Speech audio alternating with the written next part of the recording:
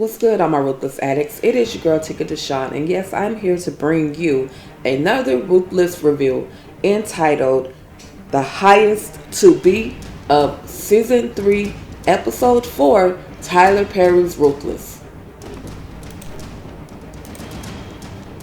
So on the latest episode of Ruthless, you guys, we see that Sheriff Conley has made it known to Brian that yes, he is a crooked cop. And not only did he make it known to him, he basically had no filter in letting Daikon know, hey, and he's saying all this stuff in front of Brian.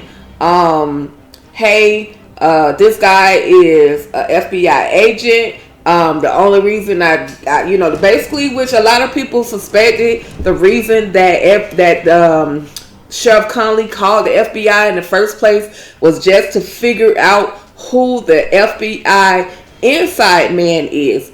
But like Sheriff Conley stated, this Brian was basically too slick for him to actually get any information from. So now at this point, Brian is being held hostage by Daikon with the rest of the Rakudushi soldiers.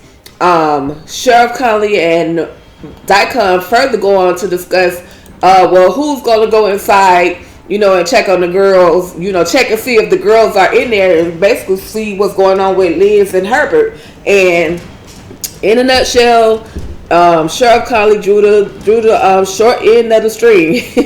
So he has to go in and see what's going on inside the house. They tell one of the soldiers, actually Daikon tells Manny to tie up Brian's mouth. I guess because he's still talking and, so on and so forth. So then we have a scene where we are inside the home and Lacey and Paula are basically discussing, trying to come up with a plan. And Lacey says that she wants Paula to just go hide. She can get away. She's got the keys to the couple's truck. She can hide, and basically she'll turn herself in to the sheriff, not knowing that the sheriff is in with Daikon. She says, I'll just take my chances with the sheriff. And in walks the sheriff. He points his gun at her. He asks Lacey. He asks her, well, what happened here? Who shot them? And at first, Lacey tries to play it off and just says they shot him, when in actuality we know that she was the one that actually shot Liz and Herbert. In walks Daikon. Daikon has finally caught Lacey. They've been pretty much looking for Lacey and them all day. But anyway, because of Daikon being who Daikon is, he finally gets that slap in that he's been trying to give to Lacey since he discovered her in at Lilo's car. He finally gets to slap her, and then in front of Lacey once again, Sheriff Conley and Daikon had a conversation. Sheriff is like, well, how am I supposed to clean all of this up? And Daikon says, well, this will, basically, he said, this is going to cost you. And Daikon says, well, we'll pay whatever we owe. Then he says to the sheriff, you just need to calm down, go get you a drink, and later on I'll bring some girls over. So not only has Sheriff Conley been getting paid, but he has also been getting paid with some girls from the Rakudushi compound. So y'all, can y'all say this was crazy? The sheriff literally was in on all of the shenanigans the entire time, but tried to make it seem as if he didn't know what was going on. My thing is this: if the sheriff knew, does the highest even know that the sheriff is in with them? Because when the sheriff was made, when they found out that the sheriff was coming to the Rakudushi compound, the highest went on a full panic attack, full panic mode, stressed out and everything. So I'm wondering how much the highest truly really knows in regards to the sheriff being a part of what they have going on at the Rakudushi compound. So then Andrew walks up. He walks up to where Manny is. Daikon is back outside, and they have escorted Lacey out of the house. So Andrew basically tells Daikon, yeah, I have Oliver. He's in the car. And then Daikon says, basically, he tries to challenge him once again in regards to Brian being the FBI agent. And Daikon says to Andrew, he says that he knows you in regards to Brian. He's basically just trying to get Andrew to admit, yeah, I know him. But in actuality, Andrew said, look, man, we already had this conversation. I'm not FBI. I don't know this man. I don't know. Matter of fact, he didn't call him a man. He called him a boy. I don't know this boy. So stop, basically stop with your shenanigans. And so Daikon says, okay, well, let's take them all back. They basically all go back to the Rakudushi compound at this point. Then we see inside the house, fortunately, somebody was able to get away from all of this craziness. I don't know how far she's going to get because she has that bullet wound in her shoulder. However, our girl Paula has made her way to the couple's truck, Liz and Herbert. She's made her way to that truck, and she is on her way to go. And hopefully she will go as far possible as she can get without passing out because she's lost so much blood. I wouldn't go to the community hospital, the hospital that's in that neighborhood, considered, or that's in that city, that little small town, considering the fact that the sheriff is in with the shenanigans with the people. Hopefully she'll drive as far as she can get. I hope she got some gas in that joint, because that unfortunately these girls have had a bad situation where the cars break down. Okay, so hopefully Paula will make it as far as she can, y'all. Far away from this Rakudushi cult. Then we see Ruth going into the room or into the trailer of the highest. And y'all, I'm going to bring some to y'all attention when we go back to, once we get to the end, I'm going to bring something else back to you guys' attention. Matter of fact, I may just make a separate video for it because, they be tripping on the Rakudushi compound. But anyway, Ruth goes in and she, says a few words to the highest. And he basically lets her know, okay, go ahead and, take my food. I'm done. And have River come and see me. And so Ruth looks over at the highest, and she's not looking at him in any real specific type of way. She's just saying, just looking. And he asked her, well, does that bother you that I asked for him? And she says, no, it doesn't bother me at all. In her mind, she probably thinking that's the last time I got to spend with you when River is with you. But anyway, she's like, no, it doesn't bother me, highest. But what she is doing is looking at his plate. And she takes the tray out of his trailer and takes it over to the kitchen. Now, mind you, she's looking at this plate and just like examining, trying to see what is, because I guess apparently something looks funny or something looks off about this tray.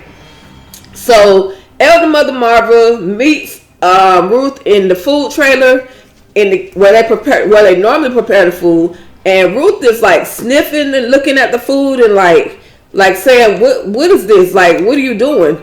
And so, y'all, in a nutshell, come to find out, Elder Mother Marva has been putting value on the highest's food. She calls it candy. So her version of candy is a combination of vitamin D3 along with Valium. So this kind of somewhat explains why the highest has been so calm after he gets done talking to Elder Mother Marva as she brings him his food, because she been getting the apartment high. So no wonder he a dark addict.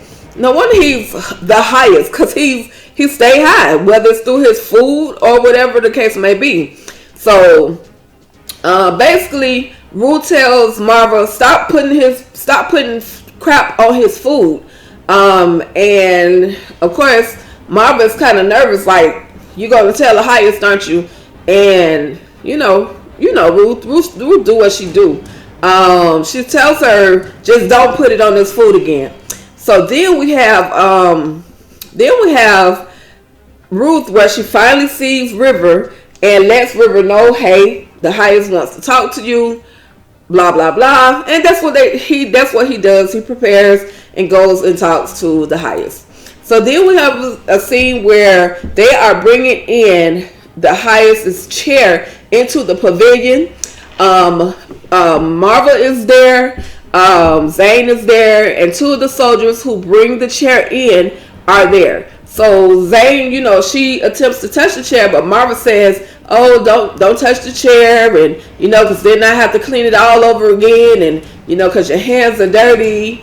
And of course, I want to say to Marva, how dare you call anybody's hands dirty when you literally just been poisoning or getting the highest high by drugging him. But anyway, we'll let you have your moment. So once again, they're pretty much talking, and Zane prepares to walk away when Marva asks Zane, do you know Melinda? And of course, Zane plays it out because Zane is, Zane might reign supreme one day, y'all. But she tells Marva, no, I don't know her, but I have heard some things. And that's about it. So Marva says, well, she got what she deserved because what she looked like she was doing was some unnatural acts, meaning that a man basically had to have killed Melinda. Did she know Melinda? Because it looked like she was doing some unnatural acts, and she basically deserved to get killed the way that she did. But of course, Zane being Zane just denied. No, I don't really know who that is, even though we know that Zane and Melinda have had conversations before. All right. So then the Zane walks away. She goes to get warm water for the highest to wash his hands because that's what Marva told her to do. And so the new elder mother, Karen, she sits down, played by the wonderful, the awesome Tanea Stewart, that has been in many shows, things that you can and can't remember, but she's been there, y'all. So anyway, she sits down and she tells elder mother Marva about the fact that elder mother Agnes has died. And Marva is like, I'll go talk to her. And in a nutshell, Marva, you've been missing out. Too busy flirting with everybody and flirting with these boys and everything to miss out on the fact that your girl has died. So unfortunately, the new elder mother is there. She's there to basically tell the story that elder mother Agnes has passed away. All right, so that kind of made me a little bit teary, just the fact that she even mentioned elder mother Agnes. But, it had to be done. At least they, relieved her from the storyline, completely. So anyway, moving on, y'all. The highest, River finally makes his way to the highest's trailer. And the highest calls him, his husband. And I'm like, wait, what? Like, when did this come about? So with that being said, the highest finally, he apologizes to River. He says, I'm sorry how I've been treating you. And he asked him, said, where have you been in all of the chaos? And River lets him know, hey, I just wanted to, give you your space. We know River wasn't trying to go see the highest because of what he goes through when he does see the highest. So, like I said, the highest ended up apologizing to River for how he's been treating them, basically the abuse. But I'm still stuck on the fact that he called this man his husband, y'all. So we're gonna see how much further that's gonna go. And it's kind of crazy because he literally just got through abusing. He just got through abusing River, and now all of a sudden, he's calling him his husband. Now, y'all, Ruth told River, you need to let the highest know about that, about you having that key. And River has yet to say anything to the highest. I don't know how he's going to reveal to the highest, because at some point Daikon is going to be back at that Rakudushi compound, and at some point in time, considering all that's going on, it's going to be revealed. So anyway, we'll see what happens when Daikon returns, and we'll see at what point he lets the highest know about all of the activities that's been going on, to include River. So then you see the ladies, Joan and Ruth, outside. You know, y'all, Ruth does not like Joan. She does not trust Joan. So Joan had the audacity to tell Ruth, hey, River told me that you been having sex with the highest. What'd she do that for? When I tell y'all Ruth read her for filth, listen, she let her know, hey, don't, some things you just don't ask. And that's one of those questions you do not ask, as to whether or not I've been having sex with the highest. I know good and well River ain't tell you such a thing. Even though River, you know, River's been revealing quite a bit to Joan in regards. Matter of fact, I think he's been talking a little too much to Joan, because now Joan has things that she can actually hold against Ruth. But hopefully Joan is just smart enough to just walk away and leave Ruth alone. Because at this point, it's going to get hot, y'all. So finally, Joan walks away. And can I tell y'all, Ruth was headed to the children's trailer. And she was almost in there. And then the new elder mother, Karen, she seemed like she going to be a Karen. Because she telling all the news, all the business, and putting a stop to quite a bit of stuff. So Ruth tries to go into the trailer. And we come to find out that trailer is where the children are held. And the elder mother Karen let her know, you're not supposed to be going, you're not supposed to be over here. And Ruth is just like, I just wanted to make sure the kids were okay, want to make sure the kids were prepared, because the highest has a prophecy. And Karen is like, elder mother Karen's like, I know my job. I know it. Basically, I know if the highest wants the children there, he will let us know, and I will bring the children there.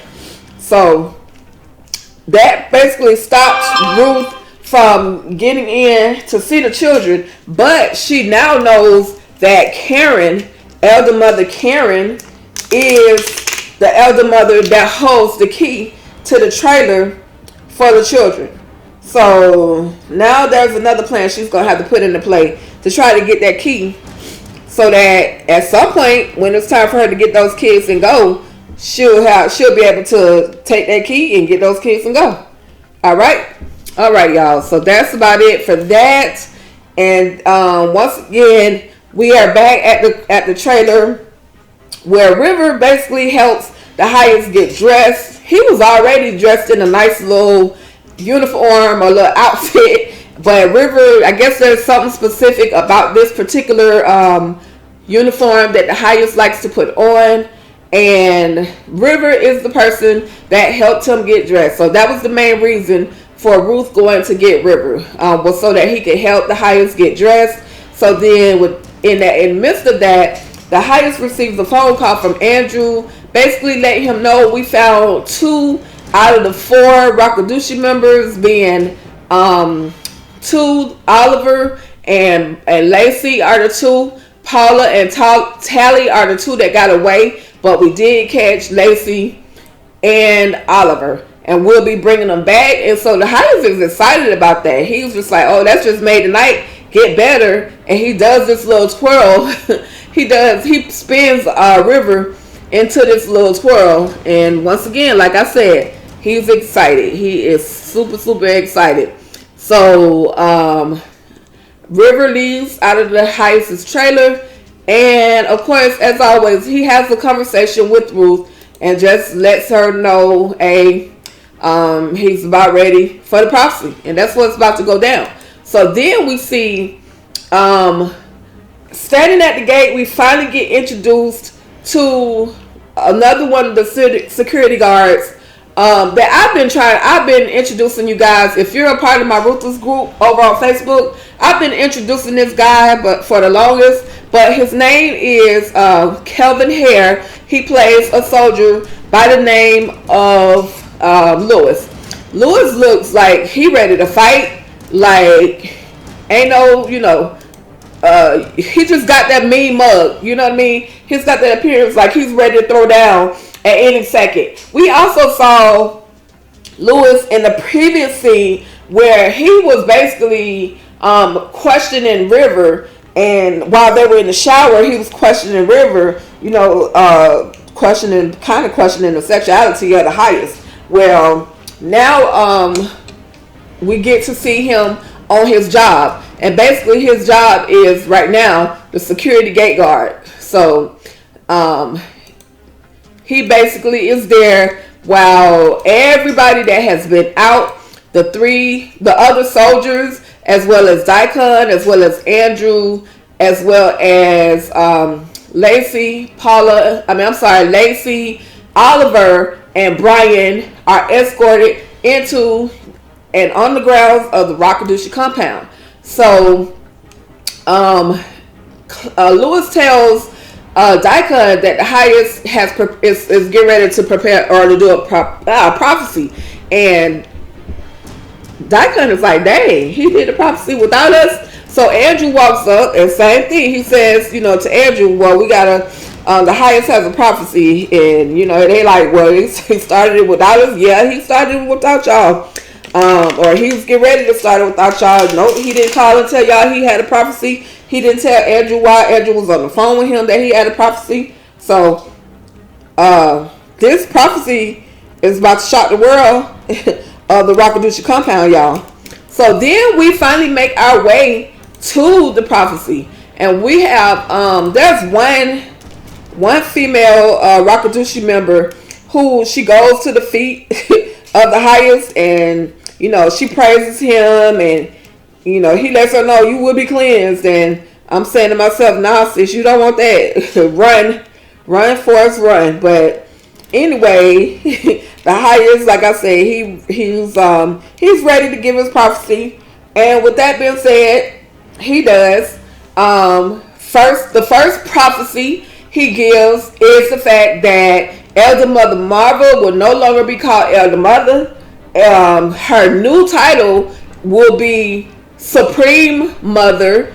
And Marvel is looking at him like, y'all heard that new song, dun, dun, dun, dun, dun, dun, dun, dun, dun. What the F is that? That's exactly how Marvel was looking at the highest, like, what the heck is a Supreme Mother? So in a nutshell, the only thing Marvel will be doing for the highest is fixing his food, y'all.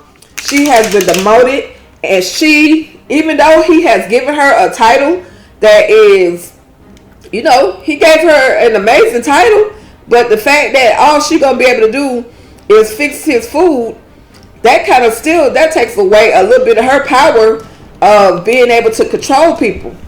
And y'all, Marvel's not with that. So with that being said, the next prophecy that the highest has is that we will be leaving. And the people kind of look around like, what you mean we're going to be leaving? And he said, not into the Raku. We're not going to die. We're just going to move to another location. And it's going to be nicer accommodations compared to what we have now. So basically, y'all going to get a location with some running water, some lights, some electric, some gas, some warmth, some air conditioning. Y'all going to have better accommodations. So basically, that's what the highest reveals during the prophecy. Now, that's his second prophecy. But first, before I get to his third and final prophecy, you guys, Lacey, Brian, and Oliver are finally placed in punishment trailers. Lacey helps Oliver take off his hood, or the little mask that they put over his head, and he basically, look, I'm glad you okay. He gets to see Lacey again, but I know in his mind he's like probably thinking, dang, why did you run? Like, why did you do something to get away? So now we back at square one. We literally back at square one. But you know, she reveals that Paula got away, which he was just like, okay, good. At least one of y'all were able to go free. But then Brian starts to talk, and Brian is like, well, where am I? Can you help me take this this thing off of my head? So she helps him take the thing off his head, which is like a little cape or a little hood. She helps Brian take off his little cape, and he looks around. He's like, wow, I've been here before. He's like, yeah, the time you came, they cleaned it up before you came. So, you know, basically you couldn't see what was really going on. But Brian says, well, I have a knife, and he calls Oliver big boy. He's like, you scared to fight? You know, like, I was like, yeah, I ain't scared. I'm not scared to fight. But they got a whole army out there, and you ain't got nothing but that little knife. So, with that being said, he was like, well, we still gotta figure out something. So at least you got the knife that can help take these handcuffs or get me free or get us all, you know, uncuffed or whatever the case may be. So that's revealed.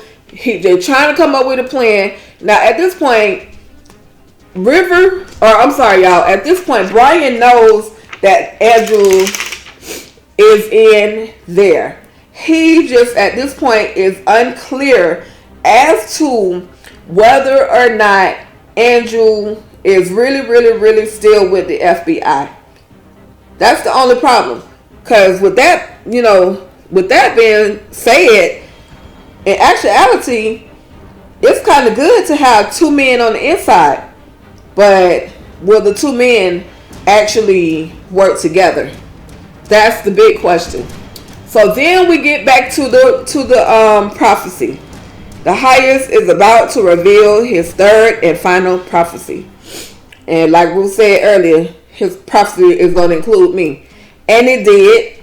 The highest basically gets up and announces, he asks Ruth to come up to the front and stand next to him. And first she stands in front of him, and then he tells everybody that Ruth is going to become my wife. When I tell y'all, Daikon, if y'all can see the face, if y'all make sure y'all are looking at Daikon's face. Daikon was not with it. Daikon is like, what you mean? She's going to become your wife. Yeah, Daikon, you have literally been replaced by Ruth, your lover, the woman you were in love with. You have been replaced. You're no longer number two. Now, at this point, y'all, we don't know exactly how the highest is going to treat Daikon. We just know that he put it out there. He made the announcement that Ruth was going to become his wife. And that was pretty much it. That was the end of the Ruthless episode, y'all. I know I talked a lot. I had to just break it down and give it to you. Kind of let y'all know the ones and twos of everything that came along with this Ruthless conversation and with this episode, y'all. But that's about it. Let me know what you guys' thoughts are. Drop them below in the comments. Make sure you please share this video, and that way you can get more Ruthless fans, more Ruthless fam tapped in to what's going on the Rakudushi compound, okay? Alright, y'all. Well, that's about it. Y'all have a great one, and stay ruthless.